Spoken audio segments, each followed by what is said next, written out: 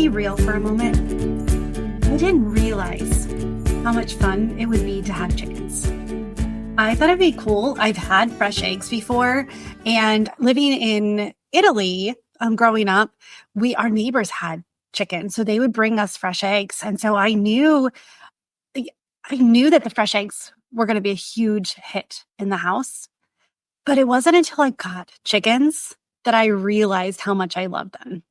And I know you're like, Tammy, why are we talking about chickens? I'm not getting chickens. I live in the city. I live in a neighborhood. But I thought it'd be fun. So it's towards the end of the year. It's time to reflect. It's time to look back at the year. It's time to make plans for the next year.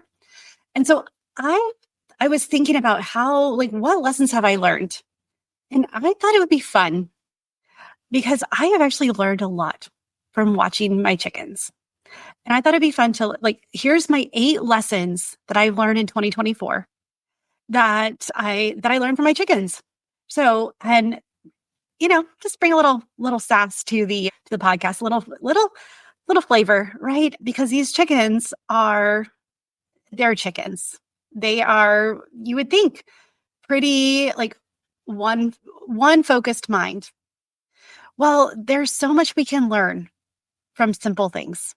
There's so much we can learn, and taking time. I want to encourage you to take time to reflect on your year.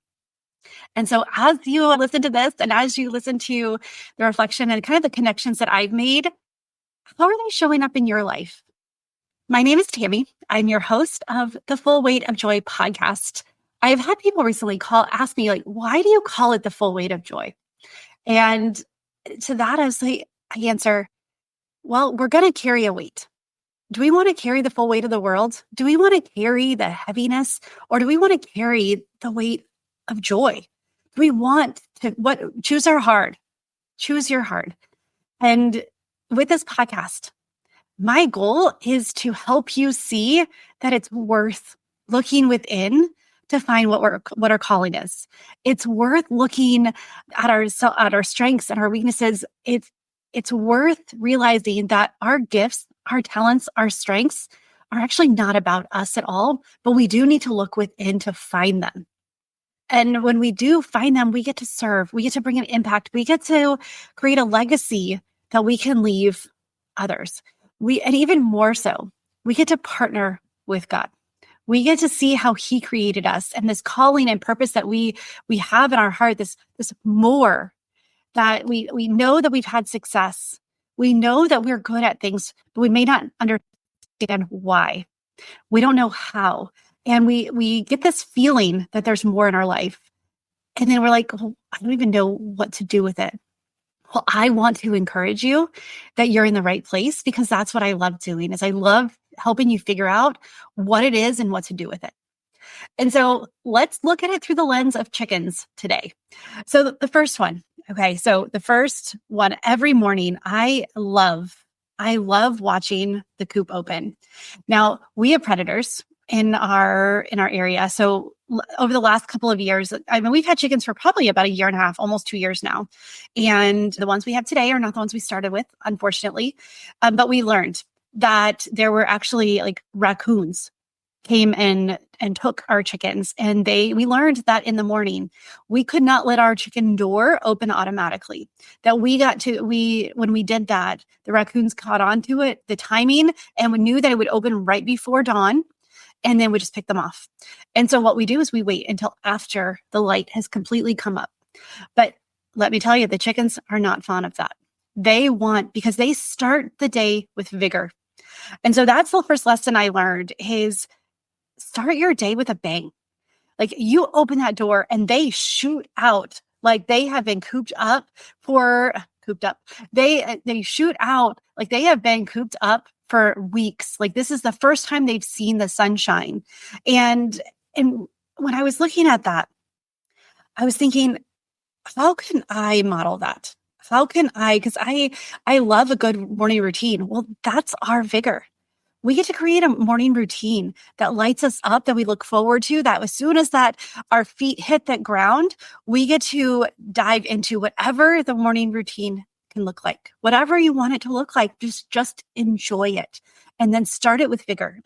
Just go after it.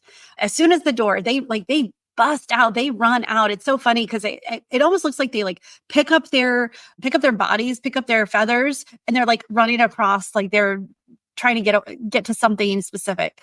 And they know exactly where they're going because the moment they get there, they stop. Like it is a sense of urgency, a sense of purpose. They are going to that spot. And it's just funny to watch because it's never the same spot, but it's like they know when they get there. They just go to it and then they get to work. The next one, the number 2, is surround yourself, or who you surround yourself matters. So they have each other. We have 9 chickens. We have 5 reds and 4 of some, but they are a chicken breed that we were told could hold their own against the reds are the sassy girls. And so we needed a strong breed, and they actually are doing really well together. For a long time, they were very separated, but now they've learned to accept each other. And so it really doesn't matter. They know that when the dogs are out, that they don't have to pay attention as much. Like you can tell that they're calmer. The chickens are when the dogs are out. They also know, we have kittens now. We have 3 kittens. We have Litten, we have Sprigatito, and we have Tofu. Litten and Sprigatito, they're Pokemon. So if you can be cool and know that. We had someone who was staying at our Airbnb, and the parents were like, "Those are interesting names." And the kid was like, "Mom, they're Pokemon." And so I was like, "Oh, but yes, Litten, Sprigatito, and Tofu, because why not?" And so it matters. These kittens also know that where the chickens coop, as soon as that's open, they will look for, as soon as the last one leaves the coop, they run in and start hunting, because we've had one of the reasons why we got cats, because mice. And so our cats are mousers. And so they know that who you surround yourself matters. If we surround ourselves with the chickens, then we will have mice. If we surround ourselves with the dogs, then we're safe. Who are you surrounding yourself with? Are they bringing you energy? Are they supporting you? Are they encouraging you? Are they stealing your safety? Are they stealing your joy? Because who we surround ourselves matters. There's times that we are the ones who get to walk in the room and bring joy. There's other times that we need a balance of us producing and they produce. Like it's a symbiotic thing, but it matters who we surround ourselves with. Number 3, sometimes you lay a rotten egg. Doesn't mean you stop laying. I have had a lot of growth this year. I have made several big mistakes, things that I've talked about, some that I am still unpacking and figuring out what went wrong. Relationship, it's first time I've had, teenage boy. So I'm working on how to relate to my kids now that they're teenagers, and how they're going to be, flying the coop in a couple of years. And then not only that, is that sometimes you're expecting it, like it looks good, but then you crack that sucker and it smells bad. We had a few months, it was just so hot and we had some of our chickens would lay in the afternoon instead of in the morning. So typically they're pretty routine, which I'll get to, and so we would, like, 1 out of every 5 eggs was a rotten egg, and you didn't know what it was until you cracked it. And so it doesn't mean they stopped laying the eggs. It didn't mean that we stopped gathering the eggs or that we threw them out all the way. When we would grab a separate bowl, and every one of them was cracked separately in case that one was the rotten egg. We looked for it, but it didn't stop us. Sometimes we make mistakes. Sometimes we go in wrong directions. That doesn't mean we stop, ladies. Doesn't mean we stop. Okay. The next one, this one kind of goes with, who you surround yourself with matters, but know who supports you. So these chickens, when Isaac goes out, because he's typically the one who fills the water, fills the feed. He's the one who during the week, he's the one who goes and lets them out. Like, they know Isaac. And when he leaves the house, a lot of times wherever they come, they'll start flocking to him. Or if he starts calling to them, they will come running. They know that he's the keeper of the feed. And so, yes, we have We have a lot of space for them to eat, but they love their corn. They also know, which I love when I go, they know that in the evenings, I take out our scraps. And which again, this goes to another one in a little bit, but they know that I bring the treats. And we'll go, and it's so funny because I will walk up to them and they know I'll pet them. That they do this little waddle thing and like scoot down, and that's how I know that they're ready for me to, whether it's pick them up or to pet them and talk to them, and then they go on their merry way. But they know who supports them. They don't do that to anyone outside of the family. If we have someone just stopping by and they're like, "Oh, can we pet the chickens?" They don't, we walk up and they will come to us, and then we let the guest touch them. So know who supports you. They know, the chickens know who they can trust and who they don't. For you ladies, who do you know you can go to for support, for help, for guidance? It doesn't mean we go to everyone for that, but we can go to someone who we know will pray for us, who we know will give us sound counsel, who we know will help us in the moment versus the person we don't have that relationship with. All right. So another thing, the number 5. So we have, start each day with vigor. Who you surround yourself with matters. Sometimes you lay a rotten egg. Doesn't mean you stop laying. And then know who supports you. The next one is stay hungry. These chickens can eat 24/7. They are constantly eating. And to me, when I looked at this, it's like, it doesn't matter if they eat earlier, just they're constantly looking for grubs. They're constantly looking for something. It's okay to stay hungry. It's okay to stay moving forward. And when one place stops producing, move to the next. But stay excited. They get excited about eating, whether they're just eating feed or eating, the table scraps, the potato peels that I'll bring out. But stay hungry, ladies. Do what you need to do to stay excited about life. Don't be afraid to roost alone. Many times we crave community, we crave support. I mean, we had two, the know who supports you and who you surround yourself matters. And also know that sometimes we have to roost alone. You will see when the chickens are in their roost box, all the other ones are out eating. They do it on their own. There's times that you need to be silent and you need to have solitude and you need to be in that space between just you and God to figure out your next step. There is joy in that. Learn to listen to the inner voice that you have. Your dream is yours. Your dream is not going to be understood by even your closest friends, your family. Your dream isn't going to be there's times that your dream's not understood by anyone, but if God's put it on your heart, then develop it with Him. Go after it and look within and get quiet and ask Him what to do with it versus always going to someone else. We've got to stop looking for external validation for things that God's told us internally to do. There's many people in my life who don't understand exactly what I'm doing. Sometimes I don't understand exactly what I'm doing. But it's okay to take the steps alone, but know who support you and know who you surround yourself with, because that'll give you the strength to walk that last few bits alone, or to step back and walk a little bit behind, knowing that I'm not actually behind you. I'm giving myself time to really look at what I need in the moment. What is God telling me? Where is my calling? What's my purpose? What's my zone of genius? Sometimes we have to walk into a quiet room to get God to talk the loudest. It's because that's how we hear Him. Don't be afraid to roost alone.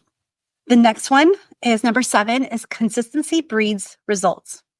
I noticed that when we have consistency, when chickens are released the same time every day, and then the evening we lock them up as soon as the sun goes down. Now, they do not like to go back to the coop early.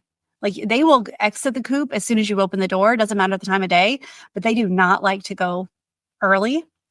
But this consistency breeds results. They don't lay eggs if there's an outlier, if they're stressed, or if there is that's one thing we know that something's going on if they're not laying the eggs. because consistency is what allows them to do that. When we have the good routine, when things are out of whack, they don't do what they normally do. It's not boring to be consistent. Okay. For all my Enneagram 7s out there, it's not boring to be consistent. Find ways to make it fun. Find ways that you can bring consistency in your life because it allows for innovation. Consistency, like I know that sounds a little crazy, but when you are on, like, think of a baby's sleeping schedule. When they're on a schedule and you break it, it's a lot easier to go back. The same thing is if when we have habits, our habits really do matter, and our habits can determine our success, can determine how far we're going to go.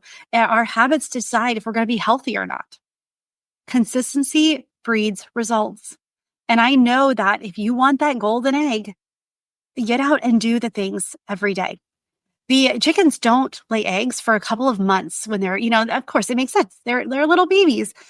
They have to have a consistent routine for months before they start laying. Sometimes you don't see the results from your habits right away. In fact, normally we don't. Doesn't mean you stop doing them. All right. And then my final one, my final lesson that I have, there's a couple other ones, but I was like, these are the best 8. The final one is celebrating simple joys. You can tell when the chickens are happy. You can tell because they go in and they give them a good dust bath. Like we will put out like ash for them and they flock to it and they get so excited rolling around in it. And it's good for their skin. It's good for for keeps pesticides away and keeps parasites, parasites. There we go. It keeps them healthy. But that simple joy, just watching them roll in the dust. The puddles when it rains, to watch them because they have water. They have water in their coop. They can go back to it and get water anytime. But when there's puddles, you could see how excited they are to go and drink from the puddles. Like it's a whole new experience for them. And it's just a simple joy that they have. And then also just the potato peels. I go and whether it's carrot peels, potato peels, like ends of carrot, all the rubbish that we have, and I take it to them and they get so excited about it. What can you get really excited about? What simple things can you reach down and you can look forward to? Because that's really is the joy of life. It's about the simplicity of life. It's about being grateful for what you have and being content with what you have. God talks about when you are content and you steward small things well, that's when you get more. And I think that's with the joy too, is if you're going to miss, it's easy to really appreciate the big joys in life. But if you can appreciate the small little things that happen, that's where the goodness is. I'm trying to come up with this word, the strong word, because when we are appreciating the simple joys, that's when joy is easy to find. And joy is my goal. Joy is what I want. And not just happiness. Happiness is fleeting. Happiness is circumstantial. I can have joy. Doesn't matter the circumstance, because I know it's the little things. It's the waking up and realizing that God's for me and not against me. It's waking up and realizing that I can watch the chickens run across they are so funny. Maybe I need to get a video. I'll put it on like Facebook or Instagram or something of them getting out in the morning, because it's so fun to watch and it just makes me happy. It just brings joy to my heart. So what are the simple things in your life that you can look forward to? And if you start these 8 things, these 8 lessons for business and life, how do you start each day? Who are you surrounding yourself with? We need a mixture of those we can serve and those who are serving us. We need that balance, and we need people we can just be with. Sometimes you lay a rotten egg. Doesn't mean you stop laying. Sometimes you make mistakes. Doesn't mean you stop acting. Know who supports you. Know who you can trust in the time of need. And this may not be the same group that you surround yourself with, but surround yourself with those people as well. Stay hungry. Go for it. Do what you need to do in order to always keep stepping forward. Don't be afraid to roost alone. Sometimes that silence and solitude that you are fighting is also the moment that you'll be filled up. It does more for us than just like listen to the inner thoughts that you have. Listen to that inner dialogue. I talked about blocks, these limiting beliefs. A lot of times when we get clear and we get quiet, that's when we find clarity on what our inner blocks are, what our limiting beliefs.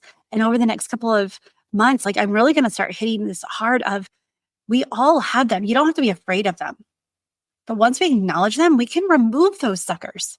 We don't have to believe them. They're not actually true. So don't be afraid to roost alone. Consistency breeds results. What you do daily, the habits that you're creating, the habits that you want, they're worth it. You may not see the results right away. It may take days, it may take weeks, it may take months, it may take years. If God's put it on your heart, he's gonna see it through. So find ways to be consistent and go for it. And then the final one is celebrate simple joys. When you can find a simple joy in every moment, in every day, in every experience, even those things that are really challenging start to bring a whole new meaning. So I hope that you like take these, ask yourself, like, how do they apply to how do these chicken lessons apply in my life? Because I know that when I started writing this and I was starting to think about the different things and I got quiet and got creative, it was a lot of fun. And I realized these chickens actually taught me a lot this year. I've had a lot of fun with them and something as simple as chickens. Friend, what is your simple thing in your life that you can get a lot of joy out of? I think back of all of the toddler years that I had with my kids and the simple things that they would do. Part of me, I realized that I didn't embrace it as much as I should have, as I wanted to.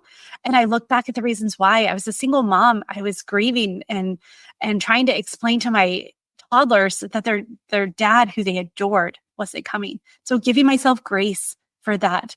What do you need to give yourself grace for in your life? And what now can you find for joy? Our circumstances, those trials we go through, that's where we learn. And that's when our character is really developed. So we don't have to avoid them, but we do get to look and see what our lives are now and what we want for our lives. So I hope that you had fun with these lessons that you've learned, that I've learned. Hopefully you can implement them. But I want to encourage you to look back at this year, because if you are the exact same person that you started January 1st, 2024 as, why? What's holding you back? And why were you afraid to grow? Because we're called to grow. The fire refines us. If you didn't grow, then why? Also, I want to challenge that, because what if you did grow and you look for ways that you've grown? All right, friend, I am excited about 2025. All of these lessons, all of these things that I've been learning, and all of these, as God has been, basically molding me, refining me, and my message and what I have to share as I've been stepping into my calling, and as I've been having the privilege to walk with others as they step into theirs. I know that 2025 is going to be an amazing year. I have some podcasts coming up I'm talking about my word of the year and my theme of the year, which I'm super excited about. And it's for you too.